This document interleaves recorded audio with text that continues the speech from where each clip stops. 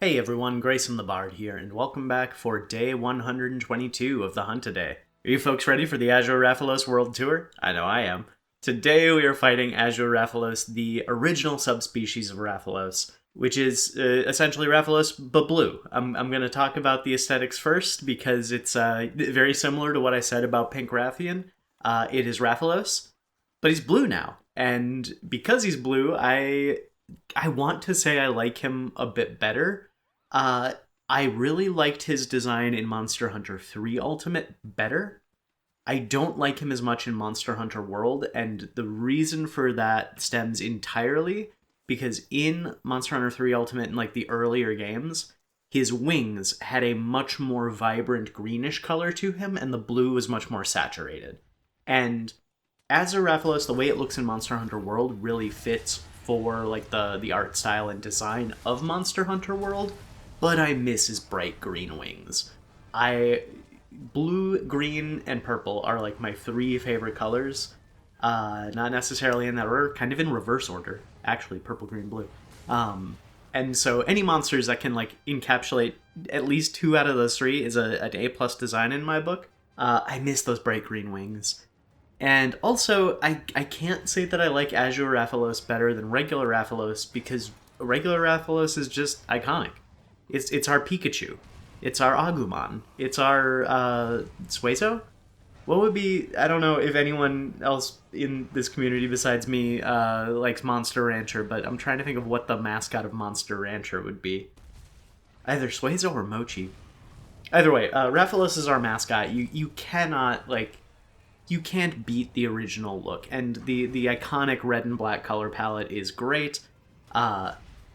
Love the way Azure Rathalos looks. The blue and the black is a really nice color contrast as well. It like plays really well with the fire being like good contrast when it is, hucking fireballs at you. I'm glad they didn't make those blue as well, because that would have been an easy like, oh, this is a more powerful Rathalos and has hotter fire.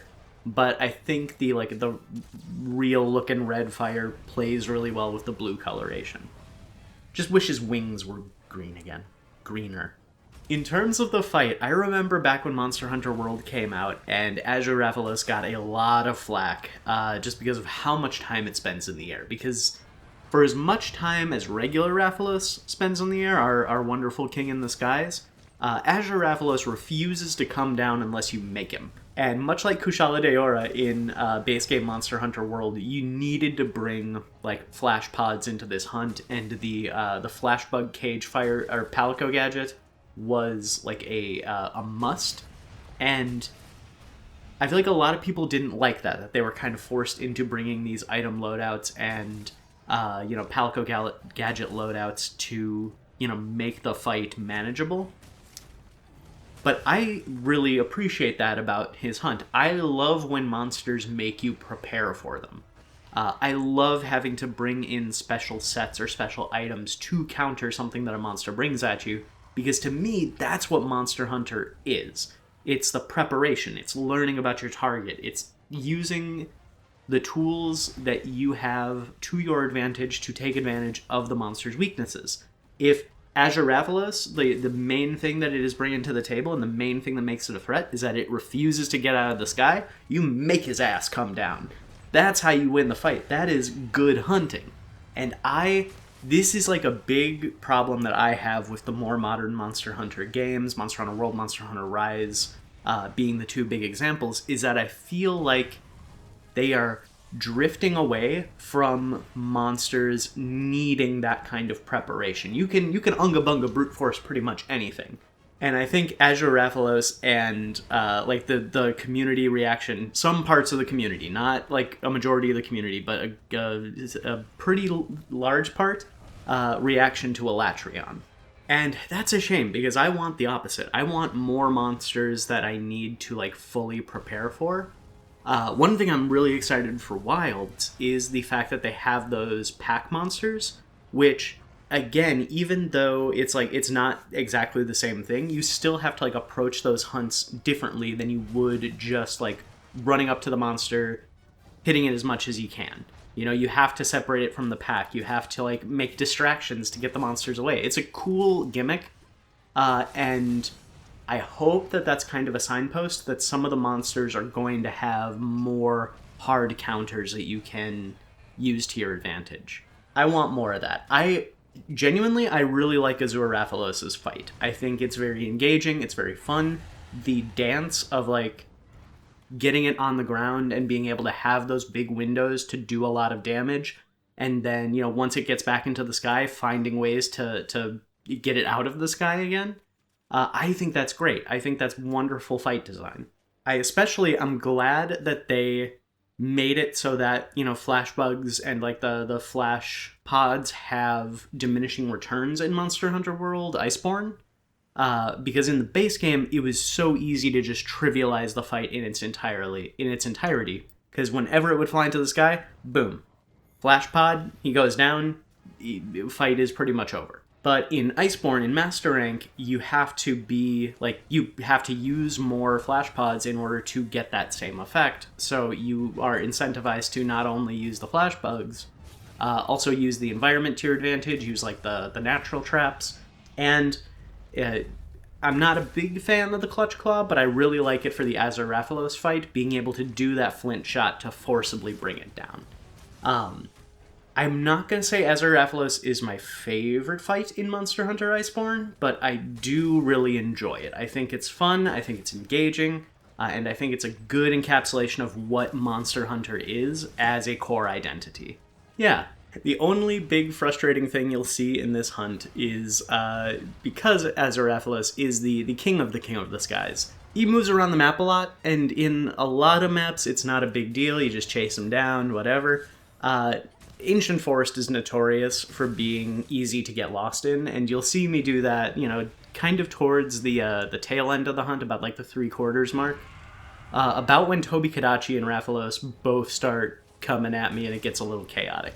You'll see me get lost and have to find my way to Azure a couple times, and that's not the most fun, but it's also, again, part of Monster Hunter, tracking the monster down, being able to follow it and deal with it. So I don't mind it too much, especially since Azure is really the only monster where that's a consistent problem in World. Now, in terms of if I think we are going to see Rathalos in Monster Hunter Wilds, well, we're going to see Rathalos for sure in Monster Hunter Wilds, but if we're going to see Azure Rathalos in Monster Hunter Wilds, that's a bit more of a question mark, as with every subspecies.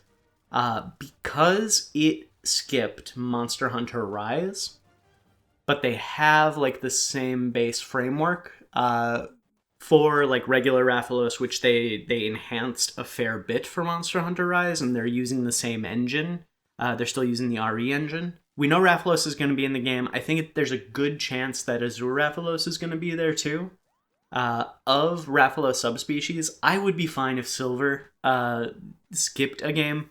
I don't much like, this may be a hot take, I don't really like Silver Rathalos all that much. I think it's my least favorite of the Raths. It definitely goes regular Azure Silver. So I would be happy if they brought Azure back and gave it some of the stuff from base Rathalos' kit from Monster Hunter Rise, but also some more like aerial acrobatic moves. I think that'd be sweet.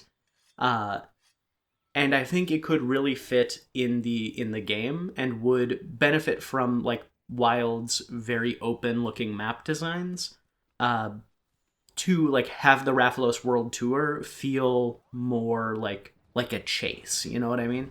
So I'm going to say like a solid 8 out of 10. I think Azure Rathalos has a very high chance of coming back in Wilds. And then I might need to revise my Pink Rathian stuff from yesterday, because if Azure Rathalos comes back, Pink Rathian's going to come back. So maybe bump Pink Rathian up a little bit. I don't know. But I think Azure has a good chance.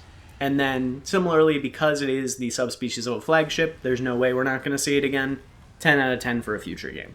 This was a very fun hunt, especially towards the end. I had one of the most satisfying greatsword moments I have had in a while in this hunt, where I true charge into his head, which causes Azure to stagger back into a flash or into a thunderbug trap that my cat put down right behind it. It was Oh, it felt good. There are always those moments in hunts where you're like, yeah. You just like feel like the good brain chemicals flowing in because you get a big chunky hit, you see the numbers go up, or like you get a real nice stagger. That was definitely one of those moments for me. So please, this is a fun hunt. Stick around until the end if you can. Like, comment, and subscribe if you want to. Don't if you don't. And until next time, I'll see you next time.